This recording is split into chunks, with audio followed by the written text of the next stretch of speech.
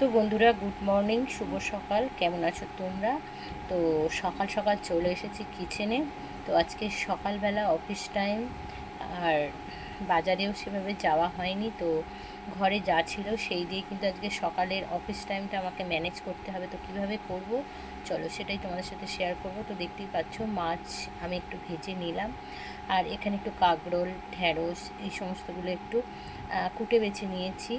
তো প্রচণ্ড পরিমাণে গরম, কোনো রকম বৃষ্টির দেখা নেই। আর কিচেনে এসে রান্না করাটা আমাদের মতো হাউসওয়াইফের জন্য অনেকটাই কষ্টকর হয়ে গেছে, তাই না? তো যাই হোক, সকালটা ম্যানেজ করতে হবে, কিছু করার নেই। তো কাঁকরোল আর এখানে একটু অল্প আলু আমি ফ্রাই করে নিচ্ছি। তো গরম ভাতের সাথে গরম গরম যে কোনো কিছুই হোক না, কিন্তু ভালোই লাগে, তাই না?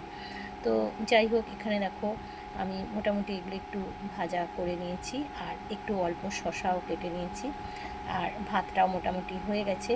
তো চাটনি এখানে আছে। চাটনির এটাই একটা সুবিধা, একদিন করলে 2-3 দিন কিন্তু খাওয়া যায়, তাই না? তো যাই হোক, আর অবশেষে দেখো একদম কালো জিরে ফোড়ন দিয়ে, সর্ষে দিয়ে আমি মাছের ঝালটা একদম হালকা পাতলা করে করে নিলাম। গরম ভাতের সাথে কিন্তু বেশ ভালো লাগে। ছোট্ট একটা মিনি ব্লগ শেয়ার করলাম, কেমন লাগলো অবশ্যই জানিও। শুভ সকাল।